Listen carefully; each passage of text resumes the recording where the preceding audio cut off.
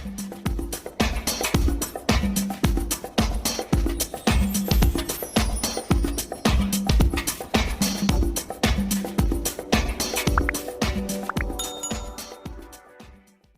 Friends, मैं हूँ सृष्टि सेन और आप देख रहे हैं मेरे यूट्यूब चैनल नन्हे टीचर। सो फ्रेंड्स, आज का हमारा टॉपिक कक्षा 7 के पाठ 8 पवन तूफान और चक्रवात पार्ट 2 है। फ्रेंड्स, इससे पहले मैंने पार्ट 1 भी बनाया था जिसके लिंक डिस्क्रिप्शन बॉक्स में दी हुई है। तो चलिए फ्रेंड्स स्टार्ट करते हैं। दोस्तों, आज के टॉपिक में हम सिर्फ और सिर्फ नोट्स पढ़ेंगे। नंबर 1 बिंदु है, पृथ्वी के असमान रूप से गर्म होने से पवन धाराएं उत्पन्न होती है। दोस्तों, जो पृथ्वी होती है उसके असमान रूप से गर्म होने से पवन धाराएं मतलब वायु की धाराएं उत्पन्न होती है। अब है नंबर 2 बिंदु, भूमध्य रेखा पर सूर्य की किरणें सीधी पड़ती है जिससे यहाँ गर्मी अधिक रहती है। दोस्तों, भूमध्य रेखा मतलब जो पृथ्वी एकदम मध्य मतलब बीचों बीच निकलती है वह रेखा, जो कि पृथ्वी को 2 अलग अलग भागों में बांटती है। उस रेखा पर सूर्य किरणें एकदम सीधी पड़ती है तो सिंपल सी बात है, वहाँ पर तापमान अधिक होएगा और वहाँ पर ज़्यादा गर्मी पड़ेगी। नंबर 3 है, ध्रुवों पर सूर्य की किरणें तिरछी पड़ती है जिससे यहाँ ठंडी ज़्यादा रहती है। दोस्तों, ध्रुव मतलब जहाँ पर जैसे जम्मू कश्मीर जहाँ पर ठंड पड़ मतलब बर्फ जमी रहती है हमेशा, तो वहाँ पर सूर्य की किरणें एकदम तिरछी पड़ती है जिससे वहाँ पर ठंड ज़्यादा रहती है और वहाँ का तापमान एकदम कम रहता है। नंबर 4 है, भूमध्य रेखा पर भूमि के पास की वायु गर्म होकर ऊपर उठ जाती है तथा इसकी जगह भूमध्य रेखा के दोनों ओर से 0 से 30 अक्षांश के बीच हवाएं आती हैं। दोस्तों, भूमध्य रेखा के पास की जो वायु होती है वह गर्म होकर ऊपर उठ जाती है और इसकी जगह भूमध्य रेखा के दोनों ओर से 0 से 30 अक्षांश के बीच ठंडी हवाएं बहने लगती है। अब है नंबर 5, ध्रुवों पर ठंडी हवा 60 अक्षांश की ओर बहती है क्योंकि 60 अक्षांश पर वायु थोड़ी कम ठंडी होती है जिससे यह ऊपर उठ जाती है। दोस्तों, ध्रुवों पर ठंडी हवा 60 अक्षांश मतलब जो ध्रुव होते हैं, ठंडे प्रदेश होते हैं, वहाँ पर जो ठंडी हवा होती है वह 60 अक्षांश की ओर बहती है और क्योंकि 60 अक्षांश पर वायु थोड़ी कम ठंडी होती है जिससे यह ऊपर उठ जाती है।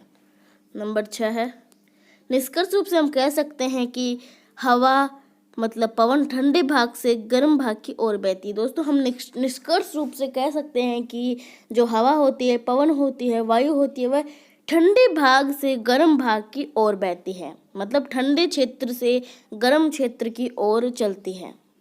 अब है नंबर 7, गर्मियों में समुद्र का ताप भूमि मतलब थल से कम होता है इसलिए पवन समुद्र से थल की ओर चलती है। दोस्तों, गर्मियों में समुद्र का ताप होता है, तापमान होता है वह भूमि मतलब थल से कम होता है, भूमि से जमीन से कम होता है, इसलिए पवन समुद्र से थल की ओर मतलब समुद्र से जमीन की ओर बहती है मतलब चलती है।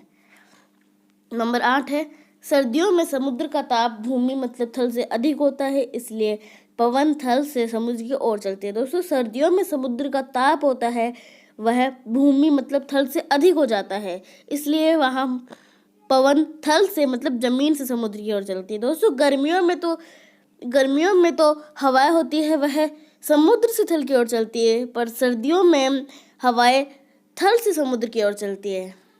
अब है नंबर 9 बिंदु, समुद्र से थल की ओर चलने वाली पवन को समुद्र समीर कहते हैं, ये दिल में चलती है। दोस्तों, जो समुद्र की ओर से थल की ओर चलने वाली हवाएं होती हैं उन्हें समुद्र समीर कहते हैं मतलब जो समुद्र से जमीन की ओर चलती हैं हवाएं उन्हें समुद्र समीर कहते हैं और ये दिन में चलती हैं। अब है नंबर 10 बिंदु, थल से समुद्र की ओर चलने वाली हवाओं को पवन को थल समीर कहते हैं, ये रात में चलती है। दोस्तों, जो जमीन से समुद्र की ओर चलने वाली हवाएं होती हैं, पवन होती है, उसे थल समीर कहते हैं और ये रात में चलती है। अब नंबर 11 है, गर्मियों की गर्म हवा होती है जिसे हम समुद्र समीर कहते हैं, वर्षा लाती है, इन्हें मानसूनी हवाएं कहते हैं। दोस्तों, जो गर्मियों में जो गर्म हवा होती है समुद्र समीर होती है वह वर्षा लाती है और इन्हें मानसूनी हवाएं मतलब मानसूनी पवन कहते हैं। अब है नंबर 12, बरसात में नीचे गिरती बूंदें व ऊपरी भाग में जाने वाली वायु से बिजली त्वरित उत्पन्न होती हैं जिससे ध्वनि धमाका आती है। इसे हम तड़ित झंझावात कहते हैं। दोस्तों जो बरसात होती है उसमें जो नीचे बूंदें गिरती है उसके वह ऊपरी भाग में जाने वाली जो वायु से जो बिजली मतलब जिसे हम तड़ित भी कहते हैं वह उत्पन्न होती है, जिससे ध्वनि मतलब धमाका आता है, इसे ही हम तड़ित झंझावात कहते हैं। अब है नंबर 13 बिंदु। चक्रवात में निम्न दाब केंद्र के चारों ओर वायु की अनेक परतें कुंडली के रूप में घूमती रहती है। दोस्तों चक्रवात में निम्न दाब केंद्र मतलब जो चक्रवात का निम्न दाब का जो बीच का केंद्र होता है वहां पर एकदम कम दाब होता है, तो वहां पर वायु की अनेक परतें मतलब वहां पर वायु की छोटी छोटी अनेक परतें कुंडली के मतलब जो अंगूठी के समान गोल गोल घूमती रहती हैं। अब है नंबर 14 बिंदु। किसी चक्रवात का केंद्र एक शांत क्षेत्र होता है जैसे नेत्र कहते हैं। दोस्तों कोई चक्रवात होता है उसका एक केंद्र होता है जहाँ पर एकदम निम्न दाब होता है, तो वहाँ एक शांत क्षेत्र होता है, एकदम शांत क्षेत्र होता है, तो जिसे चक्रवात की नेत्र कहते हैं। अब है नंबर 15 बिंदु। चक्रवात वायुमंडल में पृथ्वी तल से 10 से 15 किलोमीटर की ऊंचाई पर तेजी से घूर्णन करता पिंड होता है। दोस्तों जो चक्रवात होता है वह वायुमंडल में पृथ्वी तल से 10 से 15 किलोमीटर की ऊंचाई पर तेजी से घूर्णन करता है और वह पिंड होता है एक। अब है नंबर 16 बिंदु।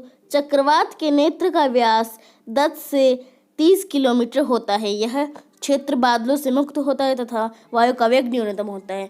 दोस्तों जो चक्रवात का नेत्र होता है उसका व्यास 10 से 30 किलोमीटर होता है और यहाँ पर यह क्षेत्र बादलों से मुक्त होता है, मतलब यहाँ पर बिल्कुल भी बादल नहीं होते हैं और वायु का वेग एकदम न्यूनतम होता है, मतलब यहाँ पर निम्न दाब होता है और वायु का वेग एकदम कम होता है।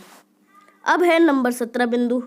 चक्रवात के नेत्र के इर्द गिर्द लगभग 150 किलोमीटर आमाप का बादलों का क्षेत्र होता है तथा 150 से 200 किलोमीटर प्रति घंटा की पवनें होती है। इसके आगे पवन का वेग क्रमश कम हो जाता है। दोस्तों जो चक्रवात होता है के नेत्र के इर्द गिर्द लगभग 150 किलोमीटर आमाप का बादलों का क्षेत्र होता है, मतलब जो चक्रवात के नेत्र होते हैं उसके इर्द गिर्द चारों तरफ 150 किलोमीटर आमाप मतलब उतने माप का एक बादलों का क्षेत्र होता है, मतलब वहाँ पे बादल ही बादल होते हैं और 150 से 200 किलोमीटर प्रति घंटा की गति से पवनें होती है, मतलब जो वेग होता है हवा का वह 150 से 200 किलोमीटर प्रति घंटा का होता है। इसके आगे पवन का वेग क्रमश कम हो जाता है, मतलब जो इसके आगे का वो पवन का वेग होता है मतलब की गति होती है वह कम हो जाती है। अब है नंबर 18 बिंदु। वायु का वेग व वायु की दिशा चक्रवात के ताप व आर्द्रता में वृद्धि करने वाला मुख्य कारक है। दोस्तों वायु का वेग मतलब वायु की गति और वायु की दिशा चक्रवात के ताप में व आर्द्रता में वृद्धि करने वाला मुख्य कारक है।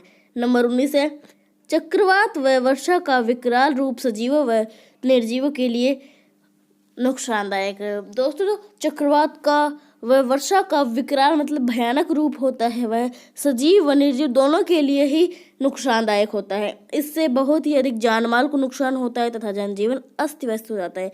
इससे बहुत ही अधिक जान मतलब लोगों को भी नुकसान होता है और माल मतलब सामग्रियों वस्तुओं को भी नुकसान होता है और जनजीवन मतलब जो लोगों का जीवन होता है वह भी अस्त व्यस्त हो जाता है। नंबर 20 बिंदु है हरिकेन व टाइफून चक्रवात के नाम है। दोस्तों जो हरिकेन होता है वह अमेरिका में व टाइफून फिलीपींस व जापान के चक्रवात के नाम हैं। नंबर 21 है टोर्नेडो गहरे रंग के कीपाकार बादल होते हैं। मतलब दोस्तों जो टोर्नेडो होते हैं वह गहरे रंग के कीपाकार मतलब कीप के आकार के बादल ही होते हैं पर वह गहरे रंग के होते हैं। अब है दोस्तों लास्ट बिंदु नंबर 22।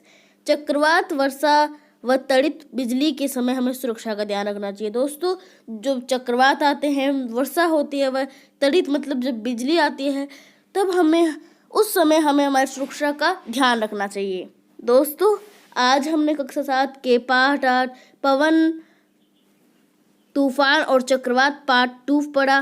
फ्रेंड्स इससे पहले मैंने पार्ट 1 भी बनाया था जिसकी लिंक डिस्क्रिप्शन बॉक्स में दी हुई है। दोस्तों आज की टॉपिक में हमने नोट्स पढ़े। तो फ्रेंड्स आपको मेरा वीडियो कैसा लगा नीचे कमेंट बॉक्स में जरूर बताएं। यदि अच्छा लगा हो तो लाइक कीजिए, सब्सक्राइब कीजिए और बेल आइकन जरूर दबाएं। तो फ्रेंड्स मिलते हैं अगले वीडियो के साथ। धन्यवाद।